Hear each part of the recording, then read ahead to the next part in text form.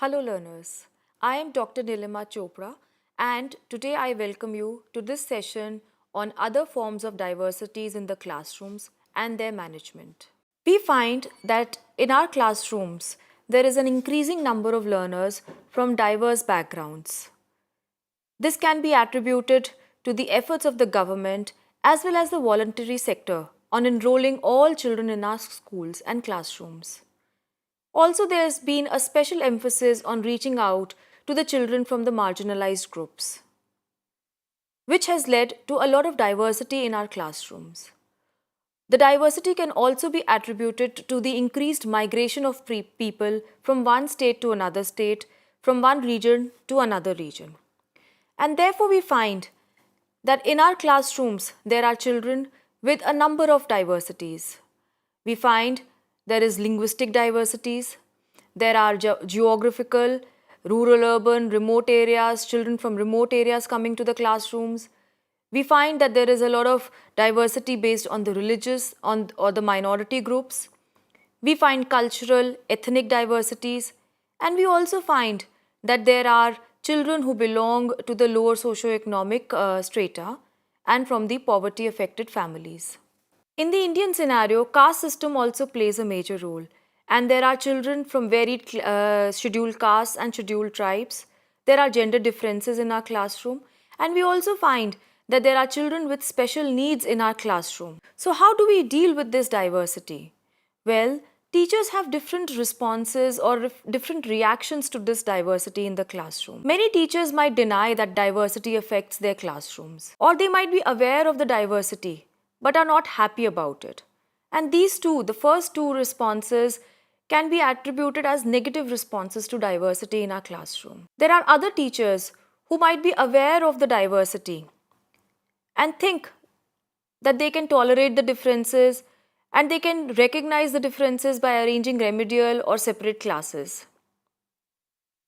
A more positive response is reflected when the teacher is able to meaningfully engage all the children in the classrooms irrespective of their diversities. Also, it is found that the teacher is able to help the children or the students learn to the best of their ability in the classroom. Then it is a positive reaction or a response to diversity in a classroom. According to a UNESCO document, if the teacher has a negative response or a reaction to diversity in her or his classroom, then there can be some problems in the classroom management, and these problems are listed on your screen. A teacher is unaware of how cultural differences regarding education influence student participation in her classrooms. So, when she has a negative response to the differences or diversity in the classroom, she becomes unaware of how behavior varies across different cultures.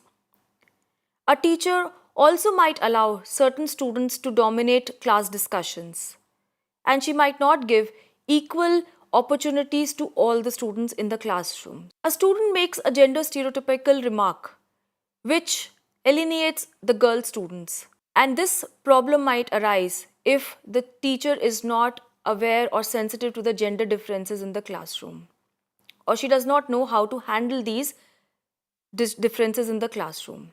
A teacher addresses only few boys or girls in the classroom, and she alienates the other girls and boys in the classroom. There might be a case where a student ridicules the gender, the religion, caste, or socioeconomic strata of a particular student. And because of the insensitivity or because the teacher does not recognize the differences or diversity in the classroom, she is unable to manage the situation. Another very common scenario is when the teacher knowingly or unknowingly discriminates children with special needs in her classrooms. Now, all these reactions or responses in the classroom can have a very negative impact on the learning of the child. And such behavior in the class can lead to many problems. Students can become demotivated to learn. They may drop out from the classroom or the school. The socially disadvantaged students, such as students from the scheduled castes or scheduled tribes, tribal communities, or different ethnic and religious minorities, or students from the economically weaker section, girl students, Especially, all these categories or different types of students are specially found to be vulnerable and may lead to a dropout from school in case the teacher is unable to manage the diversity in her classroom. Inclusion provides a solution for all this. Now, what is inclusion? Inclusion is the child's right to participate and the school's duty to accept every child in the school, in the classrooms. And this basically stems from the United Nations Convention on the Rights of the Child, which was adopted in 1989. Inclusive education is now concerned with establishing equity of provisions for all children and rejecting the exclusion or segregation of learners for any reason whatsoever, including disability or their special abilities, languages, gender barriers, poverty, or ethnicity. Now, if we look at inclusion, it is both a principle as well as a process. It is a principle because we believe that every child is important. Every child is different and unique, and therefore their abilities need to be nurtured and strengthened and motivated in the classroom. Every child can learn, every child needs to participate in the school activities, and this all stems from the main principle of social justice, aim to achieve equal society. We say that inclusion is a process because we need to make our schools accessible to all the students. We need to talk about curriculum redesigning. We also need to think about strategies to ensure that every child is learning properly and appropriately. Also, we need to respect the strengths of each child. Therefore, we can say that inclusion is about putting the right to education into action by reaching out to learners, respecting their diverse needs, abilities, and characteristics, and eliminating all forms of discrimination in the learning environment. And to do that, we need to ensure that all children are included in the classroom activities and activities. These might be poor or children belonging to the disadvantaged or the marginalized groups. They might be children or students from the minority groups. They might be working children. We also have to provide equal opportunities for children living in remote, rural, and tribal areas. It is also important that children and students from ethnic and linguistic minorities are included in the school and the classroom activities equally. Similarly, children with health problems or with certain disabilities also need to be included into the class activities accordingly. Now, let us talk about children with special needs. When we talk about children with special needs, we generally are talking about students who might have a physical handicap, they might be hearing impaired, they might have cerebral palsy or mental retardation. They might also be cases of learning disability, speech problems, or multiple disabilities in your classroom. However, we need to understand that segregation is not the solution towards managing a classroom with these diverse students in the classroom.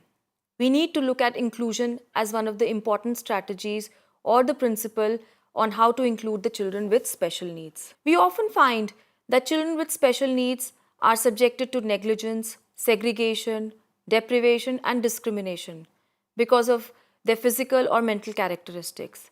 And the wide-scale negative social attitudes towards them is also very, at times, prominent. And if we see girls with disabilities suffer a double disadvantage.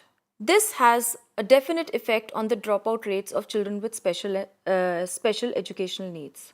Now, if you look at the recommendations made by the focus group of NCERT, it is very important that in order to include children with special needs in our classroom activities, we need to do certain things like removing physical barriers, removing barriers created by admission procedures like screening, identification, and so on and so forth. Also, we need to build capacity of teachers to function in an inclusive setting. We need to have flexible curriculum in order to accommodate children with disability in their cognitive as well as non-cognitive areas. Making support services available and making the use of appropriate ICT, TLMs, and specialists like speech therapists and so on can really help in effectively involving the children with special needs in the classroom activities. There is also a very important need to involve the parents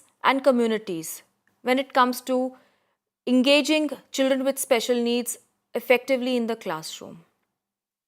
Also, we need to think of developing certain partnerships with other institutions, institutions which have a specialization in managing children with special needs. Now, let us talk about some other forms of diversities which might lead to discrimination in the classroom. Generally, curriculum delivery and pedagogy in many schools of India are discriminatory towards children belonging to socially backward classes and marginalized communities. It has also been found in some studies that teachers refuse to touch children or they subject children from marginalized communities to verbal abuse and physical punishment. Frequently, we also find that children from the certain castes might not like to mingle with children with the other castes.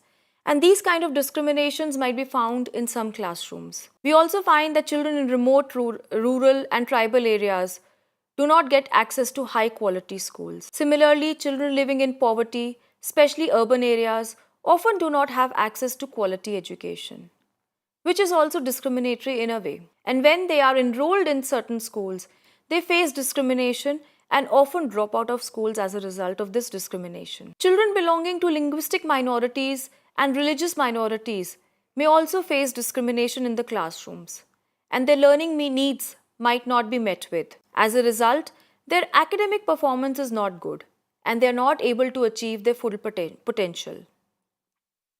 This problem is also very relevant for the girl students in our countries. Girls in our countries may face many problems and challenges in the classrooms. As a teacher, therefore, it becomes very important to meaningfully engage students from diverse backgrounds so that all students learn effectively and participate in school activities. Now, let us discuss what are these ways in which a teacher can accept diversity in his or her classroom. A very important thing that the teacher can do is recognize or develop awareness of her own biases or stereotypes. It begins with an internal reflection.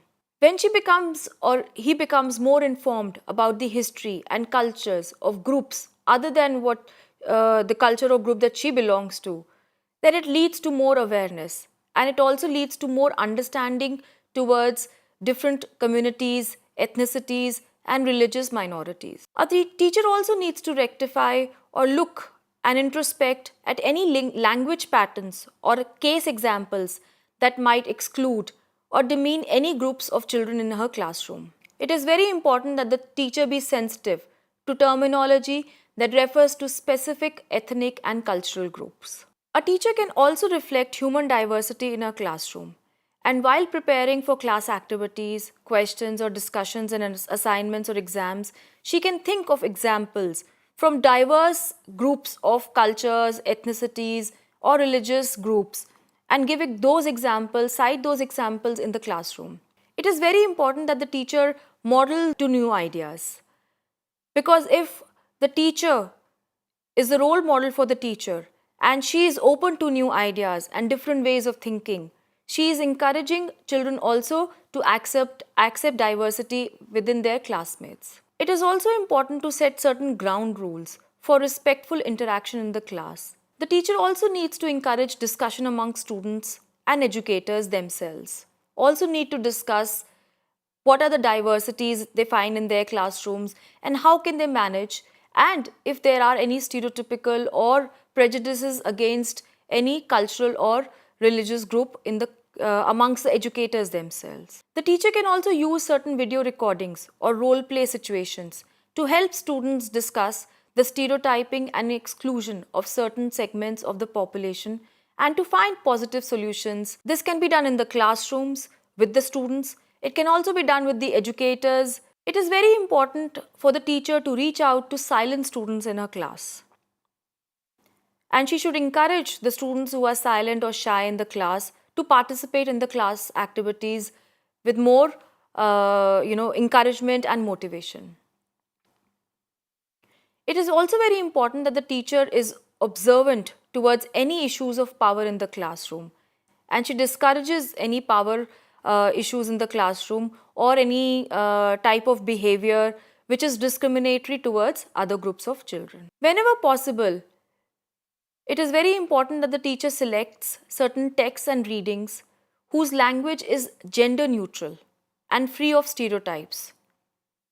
Or he or she should be able to cite the shortcomings of material that does not meet these criteria. It is very important for the teacher to use language that is gender neutral or that uses female pronouns as often as male pronouns. The teachers can also incorporate students' native language in the classroom activities. This will help students belonging to linguistic minorities to feel more welcomed in the classroom. And if possible, the teacher can also learn and use a few words in the children's native language in the classroom. This would be very encouraging and motivating for the children belonging to linguistic minorities. In the classroom, it is very important for the teacher to treat each student as an individual and respect each student for who he or she is. It is very important that the teacher addresses each child's educational needs and conveys the same level of respect and confidence in the abilities of all her students, irrespective of the background or the diversity that she experiences in her classroom. Aim for an inclusive curriculum that reflects the perspectives and experiences of a pluralistic society. The teacher can give assignments and exams that recognize the students' diverse backgrounds and special interests. This will help in encouraging the students belonging to linguistic minorities, religious minorities, and ethnic minorities to participate actively in the classroom activities. A very effective strategy in encouraging students to participate in the classroom is making them work in groups. Therefore, the teacher can use collaborative learning and peer learning. The teacher can also give students many opportunities to work together in small groups, maybe groups of 3 to 5, on a variety of problem-solving abilities, which stresses the importance of using personal experiences. Also, it is very important that the teacher involves parents and families in various class activities or in discussions. Another way of handling diversity and encouraging diversity in the classroom is by bringing in guest lecturers or guest teachers to foster diversity in your classroom. The guest teachers or the lecturers can provide a variety in the classroom which can help the students to understand diverse points of views. By bringing in different people to the classroom as resources, the students might be able to connect with. Therefore, the teacher can search out people that are different from herself and that might have certain qualities, who might share certain qualities with her students. Students also need role models. Many times when they see that they are connected in some way to a person, they will be more willing to listen and to learn from them. So bringing in more people as resource persons in the classroom also helps and encourages children belonging to the marginalized communities. If the teacher aims to create inclusive classrooms, then the following factors need to be considered. What is the syllabus? What is the course content? Is there certain flexibility in these in order to incorporate the diversity in the classroom that she has? She also needs to keep in mind her class preparation. She should prepare herself so that she can accommodate the diversity in the classroom and give assignments or projects based on these diverse backgrounds of the children. She also needs to understand what is the classroom behavior, and she also needs to have a knowledge of the students' backgrounds and skills. It is very important that the teacher enhances the self-respect of individual students by referring to valuable ideas and comments they have made in previous classes. Therefore, by reinforcing positively the students, she can encourage that all students participate in her classroom, especially the children who belong to diverse backgrounds. It is also important that she uses differentiated instruction in the classroom. Now, differentiated instruction is a teaching approach in which you adapt your instructions according to the student differences. So, if you have certain students who are doing very well in the classroom and there is a group of students who's not doing very well in the classroom, you can make use of differentiated instruction and use an approach where you adapt your instructions according to their abilities and differences. If you look at certain differences in the learning styles of students, we find that students often have 4 or 5 different learning styles. There are certain students who use their visual abilities more. There are certain students who use their audio abilities. Certain students who prefer to use their read and write abilities. And certain students who learn very effectively using their kinesthetic abilities. So for the students who use mainly their visual abilities, it is very important that we design and arrange and lay things out nicely for them. Their spatial representation is very important and they understand patterns, shapes and symbols. They also get extra meaning from coloring, spacing, formatting, and they work very easily with graphs, charts, maps, diagrams and anything symbolic. So for the visual students who make use of their visual abilities in the classroom, she can have activities or plan activities wherein the visual abilities are used quite often. There are certain students in the classroom who use their audio abilities very well. They learn through talks, including self-talk and discussions. They may not understand something until they have said it themselves, and they like to repeat it to themselves. They would also prefer to speak their learning if there was an opportunity. They prefer teachers who use words well and who can explain things clearly in the classroom. And they often like to communicate using the phones, email, texting, chatting and so on. Well, these students learn very well using these kind of activities and the teacher can incorporate various auditory activities in a classroom to cater to the needs of these students who learn primarily by using their audio abilities. Then there are certain students in the classroom who make use of their read and write abilities. That is, they learn through examples of the written word, they learn through books, dictionaries, references, and the spell checks are very important for them. They also admire those who write well and use interesting words. They gather quotations, articles and lists. They use handouts. So certain students therefore use their read and write abilities and the teacher can cater to these students by arranging a number of activities which help the students to read and write and use their abilities accordingly. For the kinesthetic students, they learn through experiences, especially their own, and they want concrete experiences. They like videos, simulation, games, case studies, and they want their reports and projects to be done as demonstrations, experiments, and class surveys. They often use real life experiences to explain things, use examples, they learn with exhibits, sample newspaper stories, and therefore the teacher can use these activities in order to encourage and make use of the kinesthetic learning abilities of the students. Therefore, by creating different kind of activities in the classroom, the teacher can cater to different abilities of the students in her classroom. Therefore, we see that in a classroom we find a number of students with from diverse backgrounds and with varied abilities. They might belong to different ethnicities, different religions, different regions, and therefore this concept of multiculturalism is gaining a lot of importance in education. And when we talk about multiculturalism in education, it refers to promoting tolerance and understanding. It is appreciating and accommodating similarities and differences among students' cultures. We are also talking about including resources, celebrations, artifacts, and festivals from varied cultures. It is very important to take time to learn about your students' backgrounds, interests, and learning styles.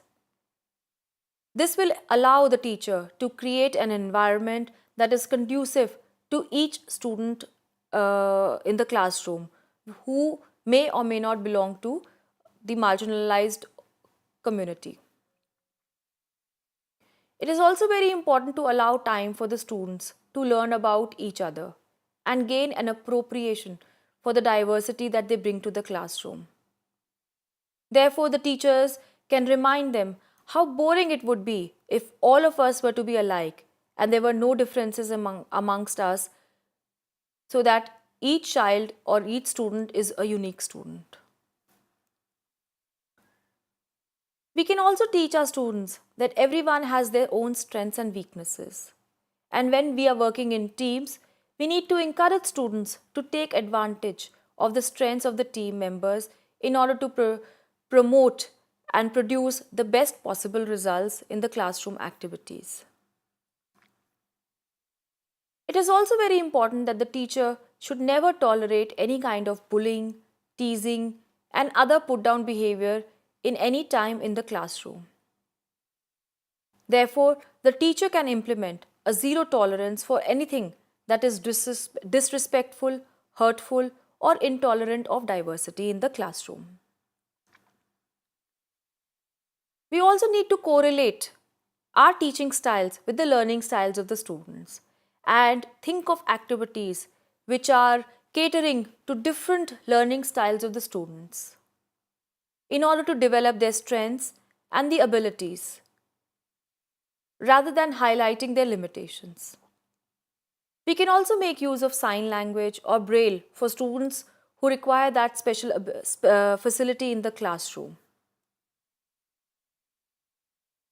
But most importantly, we should emphasize on building a positive relationship with our students in order to manage diversity in the classroom.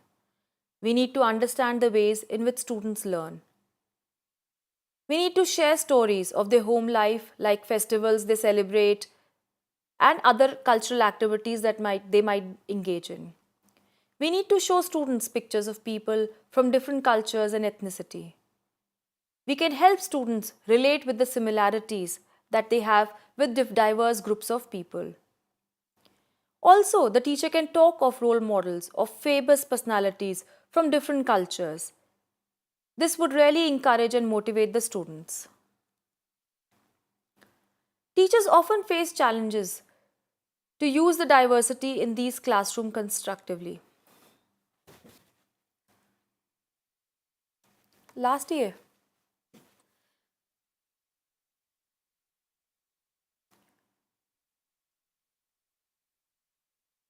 therefore, we can say that diversity is not a challenge, but the teacher needs to face these.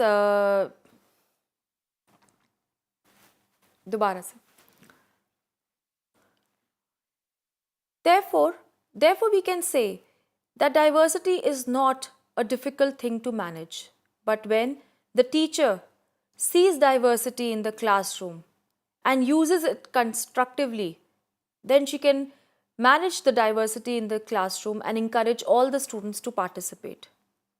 It is very important for the teacher to understand the diversities and learn about different ways to make the classroom and schools more inclusive. Also, it is very important that the teacher believes that all children can learn. And therefore, she needs to plan activities keeping in mind the different learning styles of the students. Use of effective teaching learning processes and practices so that all children can learn. And planning for this can really help in managing the diversity in the classroom. We also need to think of achieving the overall aim of social justice and providing education for all children in the classrooms and in our schools. So learners, we will meet you in the next lecture. Till then, thank you.